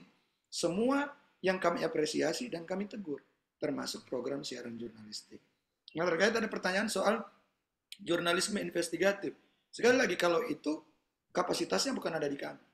Nah, kemarin ketika kami itu menanggapi ketika Pak Menteri kemudian dalam satu diskusi, kemudian seakan-akan mengarahkan yang lagi keramaian itu, kami itu menanggapi Pak Menteri bahwa kami membincangkan revisi Undang-Undang Penyiaran itu hanya dalam 3 poin. Poin tadi penguatan kelembagaan, kemudian equal dan fairness, ya, equal dan fairness soal media baru, dan itu bukan cuma penyampaian masyarakat, itu juga industri menyampaikan hal yang sama. Masih hangat itu, jejak digitalnya masih banyak. Bagaimana kemudian lembaga penyiaran menggugat di MK? Kalau pertanyaannya ini membunuh kebebasan berekspresi, kita bisa pertanyakan balik, apakah di TV dan radio kebebasan berekspresi kami bunuh? Kan tidak. Baik. Kami tidak dalam posisi memberedel itu, teman-teman. Tapi butuh equal dan fairness dalam perspektif konten. Betul, Mas, bahwa soal streaming dan broadcasting perlu ada perlakuan. Tapi apakah kemudian yang menjadi pertanyaan, apakah kemudian pendekatannya kita melakukan pendekatannya di infrastruktur atau pendekatan konten? Kalau pendekatan infrastruktur, ya nggak ada masalah. Karena itu juga sering menjadi alasan Kominfo terkait apa sering disampaikan juga oleh teman-teman Direktorat Penyiaran terkait hal-hal yang sudah diatur oleh IT. Di beberapa negara sudah dilakukan, saya kira, dan perlu memang sekali lagi, saya sependapat setuju bahwa butuh duduk bersama untuk revisi Undang-Undang Penyiaran. Tapi sekali lagi, draftnya kalau sudah diserahkan dan sudah ditetapkan sebagai rancangan undang-undang, baru kemudian kami akan memberikan masukan secara kelembagaan. Saya kira itu dari saya, Mas. Oke, siap. Ya, Pak Reza. Tapi sedikit aja sempat diculik sama Balek nggak sih, Pak? Sebenarnya untuk sedikit membahas, kita mau bikin kayak gini nih, gitu. Sempat diminta pendapat ya? Kalau Balek, kami belum pernah. Oke. Kalau Balek kami belum pernah. Tapi diskusi dengan tim Litbang, kami pernah. Itu pun hanya khusus di soal penguatan kelembagaan KPI, hanya terkait soal KPI-nya. Oke, substansi yang lainnya tidak dibahas ya? Tidak membahas substansi yang lain. Nah, saya ingatkan teman-teman untuk mengecek yang draft 2017. Seingat saya beberapa pasal itu mirip dengan yang ada di 2017. Ini secara keramaian kita juga coba ikutan buka yang 2017 begitu. Baik, siap, menarik sekali. Sebelum saya ke Bang Irawan yang sudah raise hand, saya langsung mungkin sedikit ke Pak Wisnu. Pak Wisnu, tanggapi sedikit Pak, kira-kira gimana melihatnya Pak? Tadi juga kalau kita ngomong masalah new media, tadi Bang Reza sempat menyampaikan bahwa ini mau coba dibahas infrastrukturnya atau kontennya nih. Kalau dari Pak Wisnu melihatnya seperti apa? Terkait dengan tadi disebutkan ada media substitusi penyiaran Pak, ada Netflix, ada Spotify, ada YouTube. Ya, saya kira infrastrukturnya ya. Kalau kontennya sih sudah clear, saya kira. Juga berkaitan dengan pertanyaan tadi ya. Kalau untuk berita kan nggak bisa disensor. Karena berita itu kan sudah, ya kita menganut demokrasi, dan pers itu kan pilar keempat demokrasi ya. Jadi dia harus dijamin. Kalau untuk berita nggak bisa disensor ya. Dan itu juga wewenang Dewan Pers. Jadi media, sebagian ada di Dewan Pers kalau dia faktual, berita. Tapi untuk yang hiburan dan fiksi itu kan di LSF ya. Jadi sudah ada sensor dan seterusnya. Walaupun sekarang kayaknya LSF lebih banyak ke kategori umur ya, bukan sensor. Tapi itu tetap kalau ketika dia ditayangkan di TV misalnya, dia harus sudah lolos gitu. Jadi ada perbedaan wewenang para regulator ini ya. Ya KPI untuk penyiaran, Dewan Pers untuk pers gitu ya. LSF itu untuk konten di luar fakta, di luar berita, ada KI dan seterusnya. Jadi memang wewenang sudah ada. Memang pernah terjadi benturan sebenarnya. Benturan wewenang itu pernah muncul juga sih, bukan cuma karena RUU yang sekarang ya, tapi dulu juga sempat muncul kasus sensor. Waktu yang kasus sensor yang soal sensor tadi juga dijelaskan oleh Mas Reza ya. Tapi itu kan bukan PI. Dan sebenarnya LSF juga di luar sudah ada di awal ya, sebelum itu disiarkan. Jadi sebenarnya ya sejauh ini saya kira tidak ada upaya untuk membelenggu lah kebebasan berekspresi dan beropini itu. Tinggal wewenangnya bagaimana. Baik, wewenangnya arahnya akan kemana gitu ya? Dari draft yang coba disampaikan, apakah nanti akan menginkludkan yang lain gitu dalam pembahasan itu dan lain sebagainya. Oke, saya langsung aja ke Bang Irawan. Bang Irawan sudah resen. Bang Irawan silakan bertanya langsung pada narasumber Bang Irawan. Assalamualaikum Mas Ruli. Siap, waalaikumsalam Bang. Silakan. Iya, Mas Ruli, terima kasih. Assalamualaikum Pak Reza, Pak Wisnu, salam sehat semua. Mas, terkait dengan apa namanya tema hari ini menyusur arah penyiaran Indonesia, tapi tadi sudah dibuka dengan curhatannya KPI, bahwasanya KPI sampai hari ini belum menerima draft RUU penyiaran, jadi banyak pertanyaan nih. Nanti tiba-tiba disahkan begitu saja, padahal KPI sendiri belum tahu menahu isinya draftnya seperti apa gitu. Agak bingung juga kita, agak rancu di sini, Mas. Nah, ini terkait dengan kita mungkin sepakat, Mas, soal demokrasi menjadi dasar undang-undang itu dibuat gitu. Kita bisa duduk bersama bahwasanya mencari win-win solution antara seluruhnya gitu. Nah, kami ini sebagai insan pers sendiri juga bisa curhat itu kepada organisasi gitu. Saat kami orientasi menjadi sebuah masuk dalam organisasi kewartawanan pun kita sudah dikasih input sama senior kita bahwasanya ada aturan main yang harus kita jalani sebagai seorang insan pers. Ya, kita bicara soal investigasi penyiaran yang harus seperti apa. Foto anak pun kita usahakan, itu bukan usahakan, kita tidak boleh kita pasang gitu, khususnya di media online hari ini, karena ada aturan main itu yang selalu diingatkan oleh senior saya khususnya di PWI. Nah, menjadi sebuah pertanyaan tadi, bagaimana jika nanti disahkan gitu loh, sejauh mana pihak KPI ini dilibatkan dalam rancangan undang-undang ini? Mungkin bisa dibocorin nih Pak Reza nih, terkait informasi terakhir seperti apa sih Pak yang didapati oleh KPI sendiri Pak, sampai akhirnya ini jadi banyak pertanyaan gitu, seperti bola liar di apa namanya di lapangan gitu. Kalau saya dulu suka investigasi di ranah badan legislatif dan lain sebagainya, ya kadang ada rapat di DPR, kadang juga ada rapat Pak di hotel-hotel. Kita nggak bisa nutupin itu. Saya mengalami lah sampai ngejar-ngejar ke rapat di hotel-hotel. Nah, mungkin bisa dijelaskan Pak, seperti apa ini? Kok akhirnya KPI sendiri belum tahu secara menyeluruh gitu loh. Draftnya seperti apa sih? Apa nih KPI nggak dianggap sama legislatif atau seperti apa gitu? Jadi pertanyaannya jadi agak-agak mendalamnya seperti itu Pak. Nah, lalu terkait ada tuntutan pembatalan seluruh pasar bermasalah dalam revisi RUU ini Pak, penyiaran, yang berpotensi membungkam kebebasan pers dan kebebasan berekspresi. Nah, ini bagaimana KPI menilai secara menyeluruh yang perlu ditegaskan dari RUU penyiaran ini, dari kacamata KPI Pak Reza. Mungkin kita bisa diskusi di sini, karena jujur kami sebagai insan pers, banyak kawan-kawan yang juga kalau dibilang kita nih organisasi antibody, enggak juga Pak. Kalau dibilang apa namanya jurnalis itu ID persnya itu kebal sama kepolisian, enggak juga Pak. Banyak teman-teman yang masuk penjara juga kok soal apa namanya berita-berita mereka. Mungkin nanti bisa disampaikan Pak soal ini. Baik. Lalu terkait dengan Pak Wisnu Pak, terakhir terkait dengan pasal-pasal krusial Pak, kalau saya mencatat ini ada pasal 8 dan 42, adanya lembaga lain. Saya bisa sebutkan di sini selain Dewan Pers ada KPI.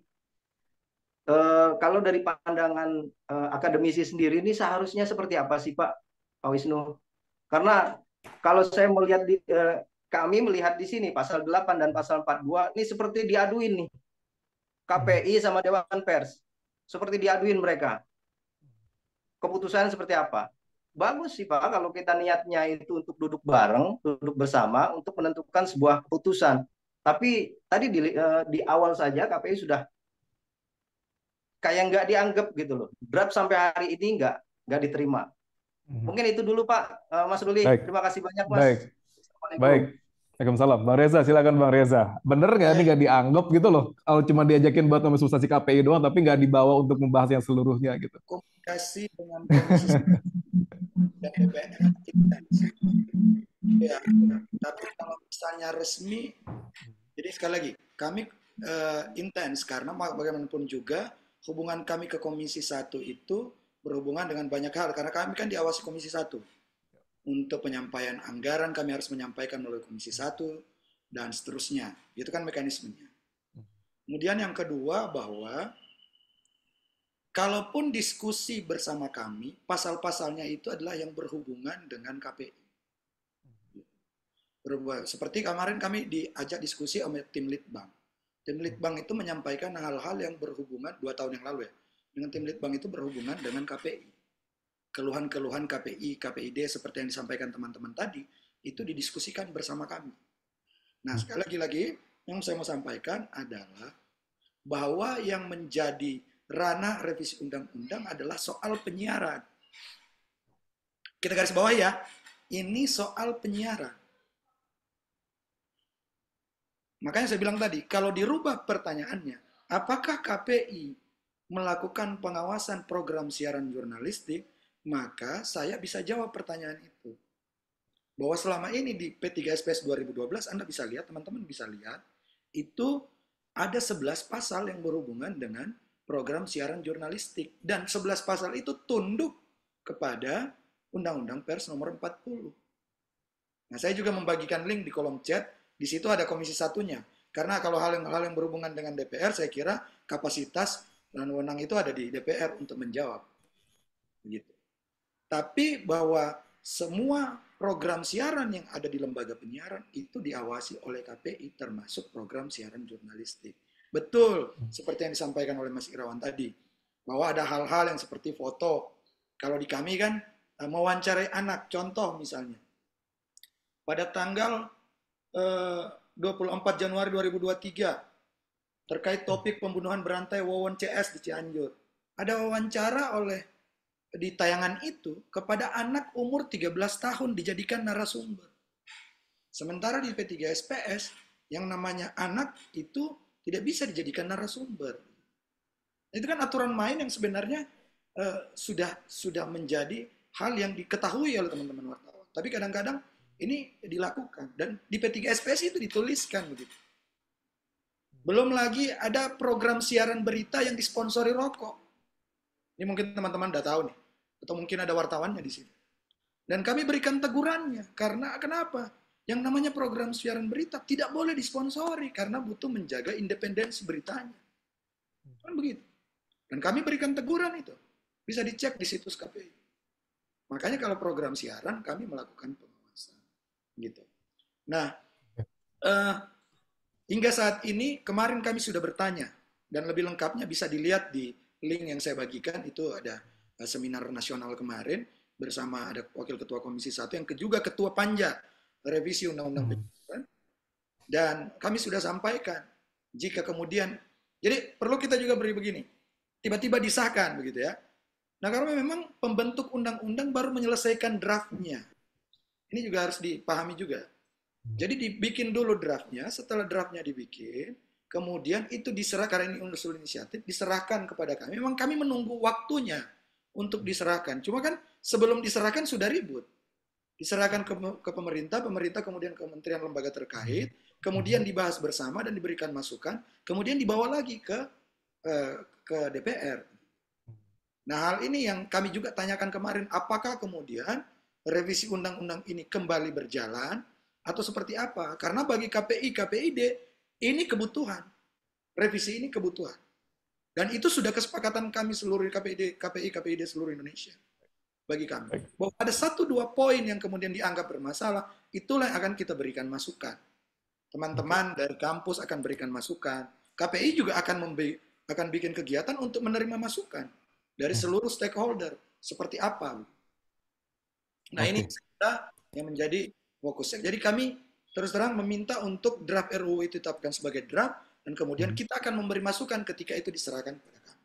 Dan kami juga, karena KPI adalah representasi publik, maka kami juga akan meminta masukan dari publik. Ini Mas Ruli perlu saya sampaikan. Revisi P3SPS saja, ini Mas Wisnu, P3SPS sekarang sudah masuk tahapan harmonisasi. Revisi P3SPS kami menerima masukan dan memberi masukan dari IJTI, dari AJI, kemudian dari Lembaga Bantuan Hukum Pers. Mereka memberi masukan. Dan kami menerima banyak sekali masukan yang kemudian memang tidak semua masukan bisa diterima, tapi kemudian kami membahasnya. Termasuk dari KNRP, dari Remote TV. Kami memberikan agar kemudian P3SPS itu mana-mana yang bisa, kemudian mana-mana yang tidak melanggar undang-undang yang lain. Itu komitmen kami. Di P3SPS kami sudah melakukan itu. Cuma karena undang-undang ini ranahnya adalah pembuat undang-undang, DPR dan pemerintah, maka kami menunggu. Setelah ada masukan, baru kami kemudian memberikan masukan. Dan masukan kami saja harus juga dari masukan dari publik. Begitu. Oke. Baik. Kira-kira nah ini menariknya di FGD ini adalah karena kita menghadirkan para wartawan senior dan juga para redaktur juga, mereka biasanya akan memberikan masukan-masukan juga pada narasumber yang kira-kira nanti akan membahas sebuah rancangan undang-undang ataupun juga sebuah polisi yang lain. Saya berharap forum ini nanti, kalau draft itu ditetapkan diberi KPI, saya berharap forum ini, KPI nanti akan memfasilitasi. Kita duduk bareng, nanti kita bersama-sama, dan kita berikan masukan rame-rame. Kalau draft tidak ada, gitu loh. Oke. Baik, draftnya jadi kunci sebenarnya di sini. Kalau saya ke Pak Wisnu menyambut tadi pertanyaan dari Mas Irawan gitu, melihat tadi bahwa dari draft yang sempat dibahas oleh teman-teman semua gitu, bahwa ada dua mungkin dua badan di sana, Dewan Pers dan juga KPI yang dibahas di dalam draft itu, bagaimana sebenarnya porsi-porsinya mereka. Dari Pak Wisnu melihatnya seperti apa, Pak?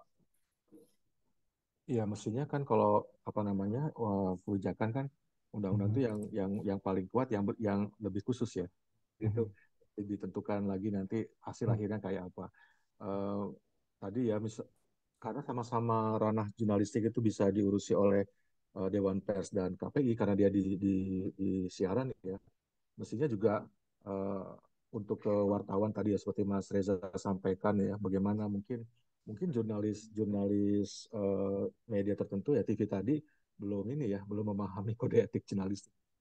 Sudah dijelaskan berkali-kali kan, dan juga ada uji kompetensi yang semakin kuat saya kira ya. Ya dalam beberapa hal bisa kerjasama kan, tapi juga wewenang mesti dijaga karena regulator lembaga komunikasi itu regulatornya kan banyak ya. Tadi kalau yang saya lihat memang yang paling dibicarakan ya Dewan Pers dan ini ya KPI, tapi juga ada KI, ada LSM dan seterusnya. Nanti ada komisi PDP juga ya.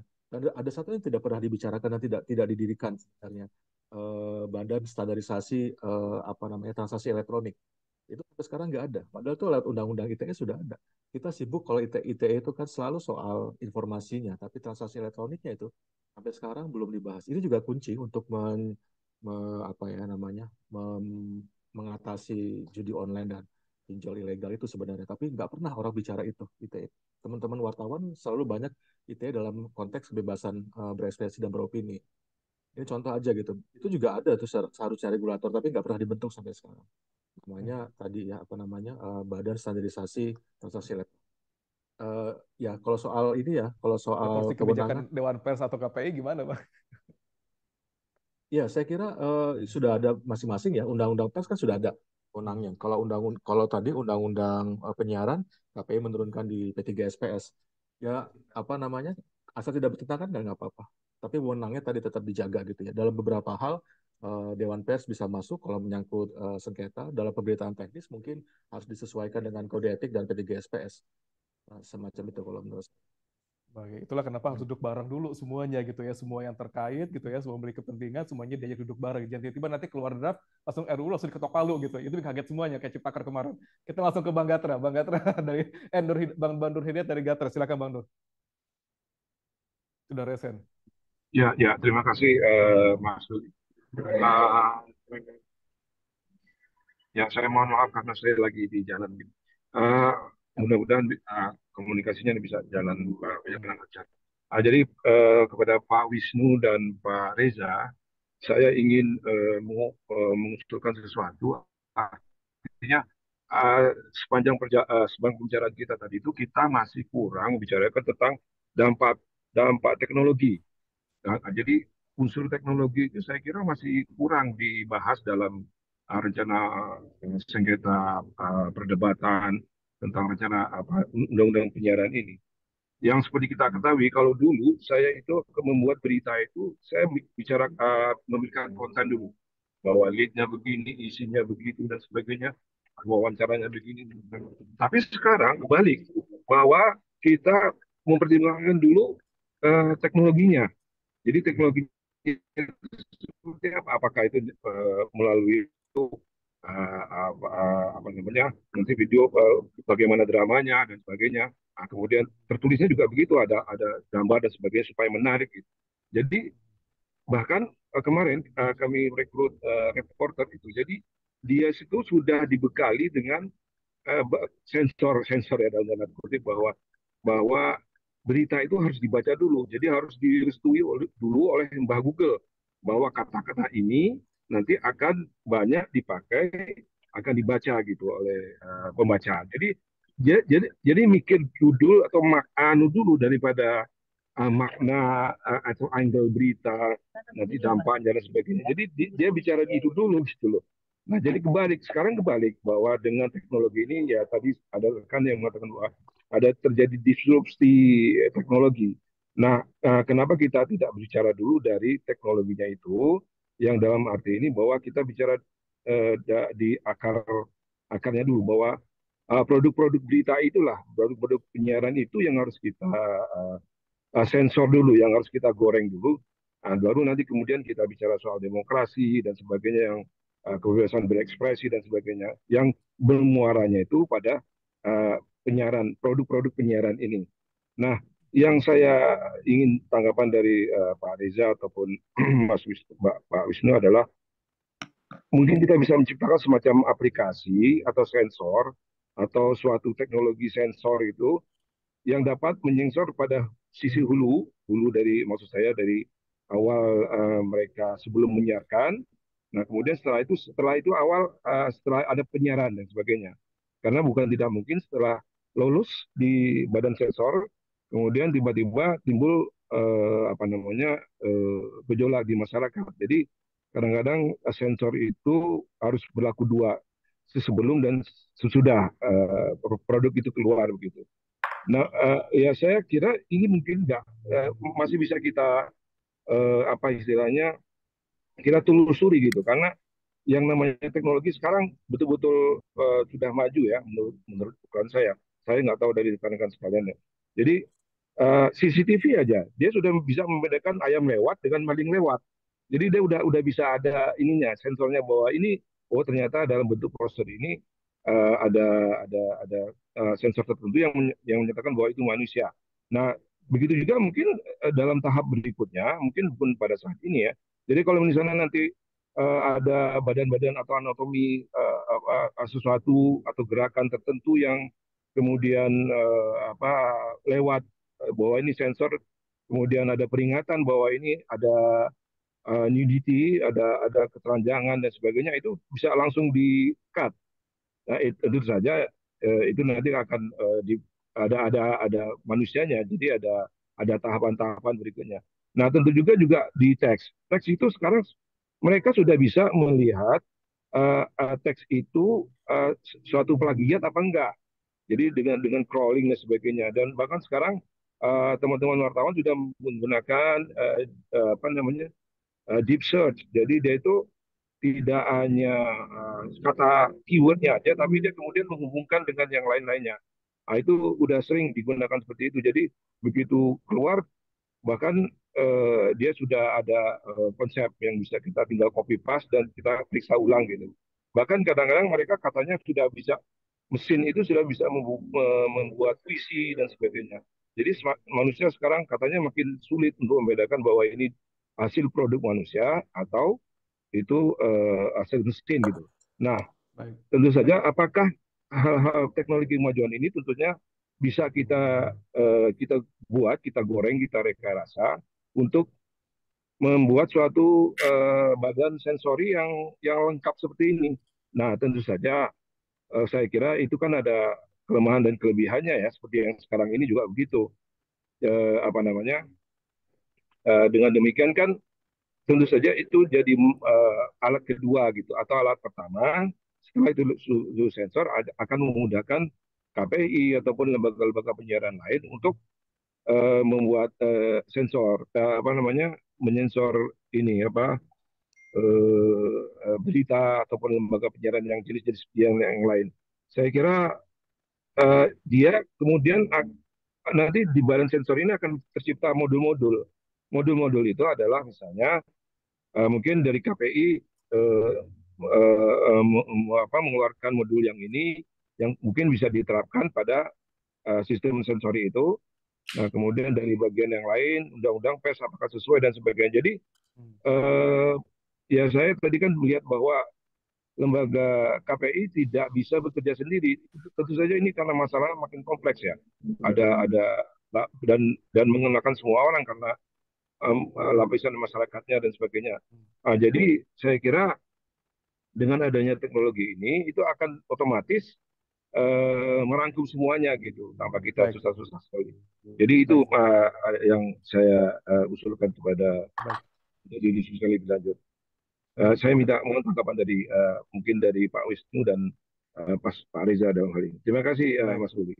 Terima kasih Bang Nur Hidayat dari Gatra. Mungkin saya ke Pak Wisnu terlebih dahulu. Pak Wisnu, ternyata yang disampaikan oleh Bang Nur, banyak mungkin anak-anak baru yang ingin bergabung di dunia jurnalistik sekarang banyak menggunakan teknologi gitu loh untuk membuat sebuah berita gitu. Ada ChatGPT, mungkin tinggal bikin keyword saja udah jadi berita langsung gitu. Nah ini dari Pak Wisnu ngelihatnya gimana Pak gitu dari teman-teman mahasiswa gitu? Ya kalau saya sih sebenarnya ya tadi ya karena teknologi itu berkembang lebih cepat ya, kadang-kadang tidak kita duga. Siapa yang membicarakan AI tahun lalu gitu ya, sekarang sudah jadi ramai, jadi pembicaraan itu.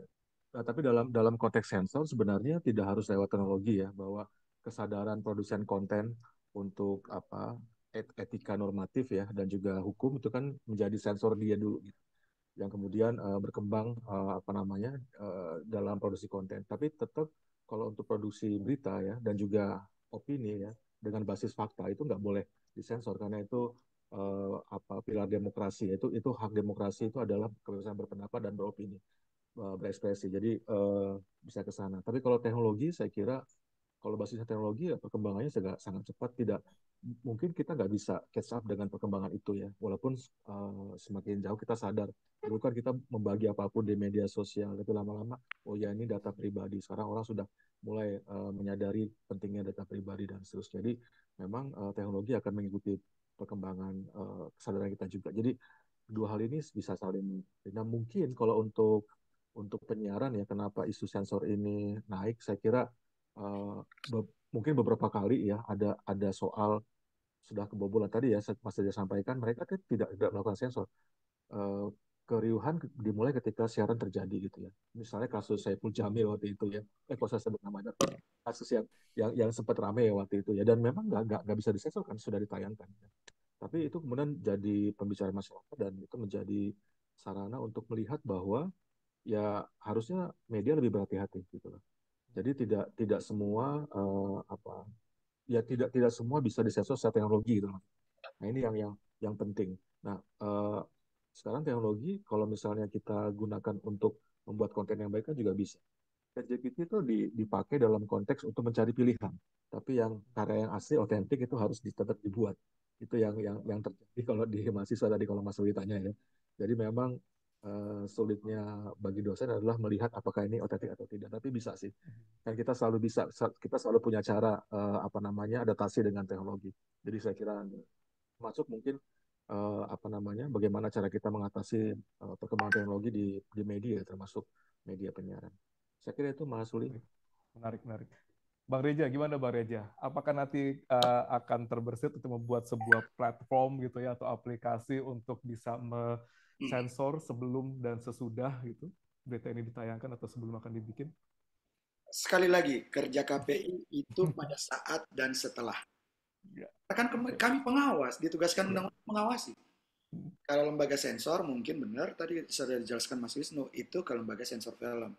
Memang ada satu sedikit bukan masalah sih, ada perbedaan undang-undang antara di P3SPS dan lembaga sensor film. Lebih kepada soal umur. Jadi kami mengambil sadurannya dari Undang-Undang Perlindungan Anak. Yang dimaksud anak-anak itu umur berapa, di Undang-Undang Perfilman beda lagi gitu.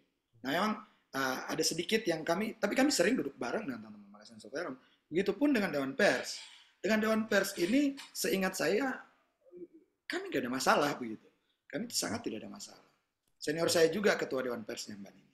Nah, soal tools tadi, soal tools Mas Nur Hidayat tadi soal tools ya. Iya. Pengawasan saja kami terus terang sedang berupaya untuk berkomunikasi pemanfaatan artificial intelligence untuk pengawasan konten. Tapi memang itu belum semudah itu. Gitu. Belum semudah itu. Kami udah mencoba untuk ketemu kalau dari kata-kata ditranscribe kata-kata itu dan kemudian menjadi suara, dari suara kemudian itu bisa dideteksi misalnya kata-kata makian tertentu misalnya itu otomatis masuk sebagai yang akan diperhatikan untuk kemudian diberikan sanksi dan seterusnya. Itu kami lagi menjajaki itu dan tentu saja itu tidak murah karena pemanfaatannya menggunakan artificial intelligence. Nah, KPI Pusat sendiri saat ini sedang mengkaji terkait jangan itu Mas, berita yang kemudian dibuat oleh artificial intelligence.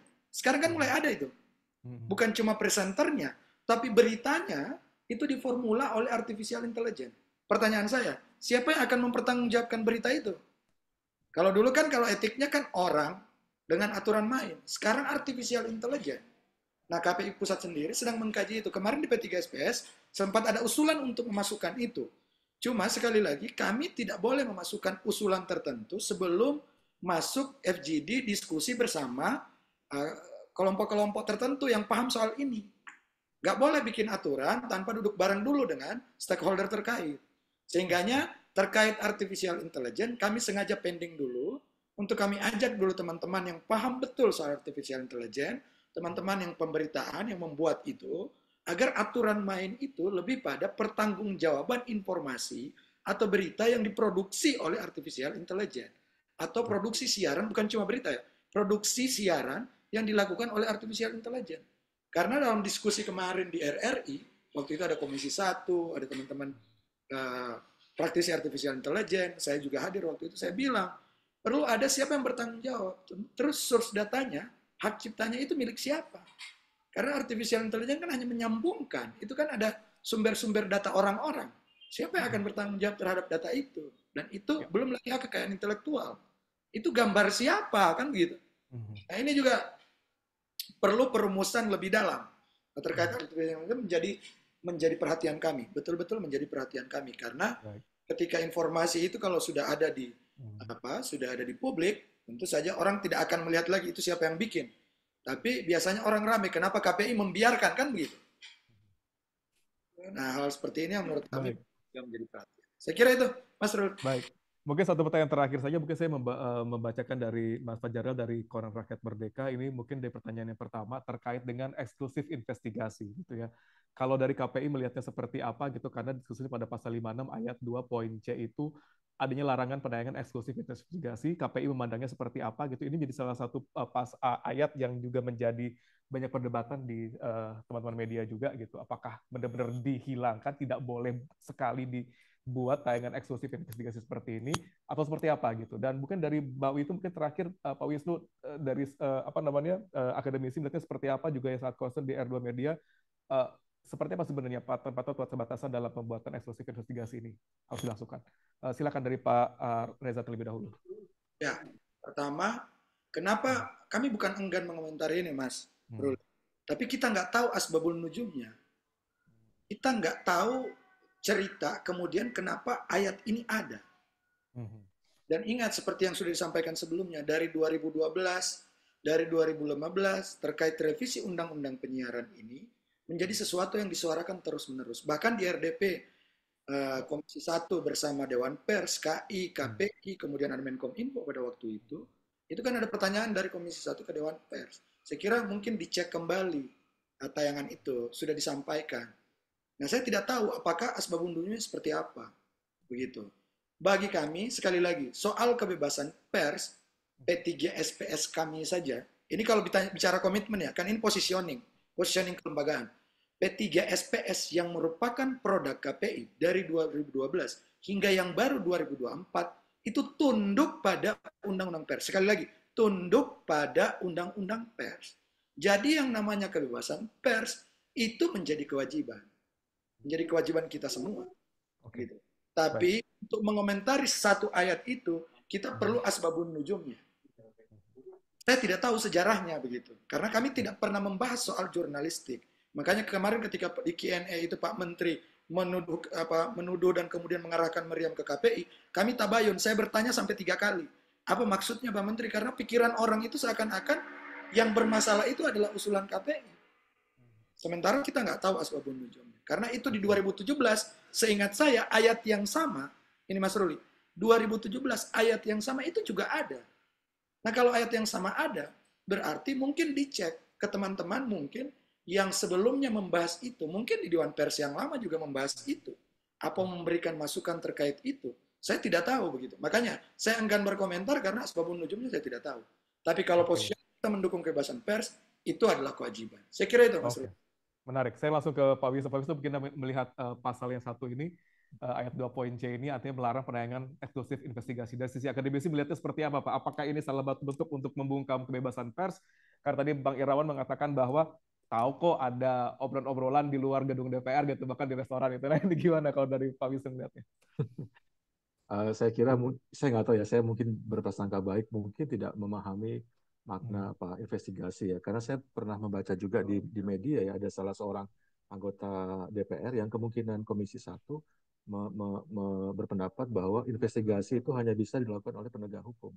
Tapi kan itu investigasi, bukan laporan investigatif gitu. Itu hal yang berbeda gitu. Nah ini kemungkinan istilah yang salah dipahami, karena sebenarnya beda ya, karena jurnalisme investigatif itu adalah semacam haknya pers ya untuk menggali informasi lebih jauh, untuk mendorong pada kepentingan publik dan keterbukaan yang oke gitu. Jadi itu malah sebenarnya harus jadi hak mereka, hak eksklusif supaya bisa mengolah lebih jauh.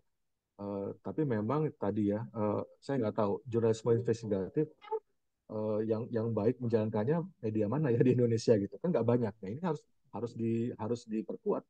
Teman-teman pers juga harus memperdalam gitu ya. Nah soal istilah itu tadi ya, soal streaming, broadcasting, investigasi di penegakan hukum, jurnalisme investigatif, informasi publik, ya data pribadi, LPP, lembaga penyiaran publik itu kadang-kadang istilahnya mungkin ya tidak dipahami dengan clear ya, sehingga Komisi 1 terutama mungkin salah memaknai gitu. Saya nonton liputan-liputan Komisi 1 di TV Parlemen, saya lihat kok ini miss ya, saya kira definisinya gitu. Kemungkinan di situ, makanya kemudian masuk tiba-tiba ya. Tapi saya kira itu harus dihilangkan karena hak media pers itu untuk mendalami suatu berita ya, peristiwa dengan sebaik-baiknya. Begitu Mas Ruli dari saya. Menarik. Ini sama kayak tadi disampaikan oleh Pak Yul Ambrozi dari GPR News bahwa ada definisi atau istilah yang harus direvisi besar-besaran mengingat disrupsi teknologi dan menggubah banyak hal. Apakah ini akan dirumuskan? Mudah-mudahan apa yang diharapkan oleh Bang Yul juga dari GPR News ini juga menjadi concern kita sama-sama gitu, bahwa ada substansi-substansi yang harus dicari dulu nih kira-kira sepakatnya apa gitu. Mungkin saya langsung meminta saja sedikit gitu ya ke Pak Wisnu pendukung Pak Reza gitu. Apabila berkenan tayangan ini kita upload di YouTube misalnya gitu, karena apa yang disampaikan oleh Bang Reza, disampaikan oleh Pak Wisnu itu benar-benar membuka mata gitu. Bahkan saya dapat juga japrian, misalnya ini tayang di YouTube boleh nggak ya? Jadi kita tuh benar-benar bisa play lagi gitu loh, untuk ingat-ingat lagi gitu. Misalnya. Tapi tidak akan di-quote misalnya gitu. Boleh nggak kira-kira? Boleh, kalau saya nggak masalah. Dari Pak Wisnu nggak ada masalah ya? Nggak ada masalah. Kalau bagi saya. Dari Bang Reza? Saya juga nggak ada masalah. Nggak ada masalah ya Bang ya? Siap, kalau gitu kita bisa tayangin di YouTube karena memang substansinya luar biasa sekali dari Pak Wisnu dan juga dari Bang Reza, karena harapan sama-sama misalnya memang di YouTube dikutip oleh teman-teman media, saya kira oke. Oke Pak ya, oke ya, karena memang substansinya jelas sekali gitu bahwa arahnya akan kemana gitu. Karena kita harus sama-sama memang ketika nanti akan keluar RUU penyiaran ini ada draft terlebih dahulu, tapi dalam pembahasan draft ini Mas Ruli, siap. Kalau Wisnu asal konteksnya tidak dipelintir. Ya, harapannya gitu, Pak. 2019 saya ini sekedar mengingatkan saja. 2019 ada wartawan bertanya sama saya didesak terus. Ini soal YouTube ditanya terus. Saya bilang belum wewenang kami, ditanya lagi. Bagaimana? Wewenang kami terus. Terakhir saya capek. Saya bilang begini, kalau undang-undang memerintahkan, mau tidak mau, kita harus melaksanakan. Kan begitu jawabannya. Terus KPI siap mengawasi YouTube. Jadi gitu. Aduh. Undang-undangnya nggak disiapin dulu ya, di bawah nggak ditulisin ya. Itu juga. Ya, Jadi kalau sesuai media yang media penulisan. bagus pasti dia akan menyantumkan kira-kira dapat billingnya dari mana gitu, dari apa website mana gitu, supaya nanti pembaca atau penontonnya juga bisa cross check ke arah sumbernya secara jelas gitu.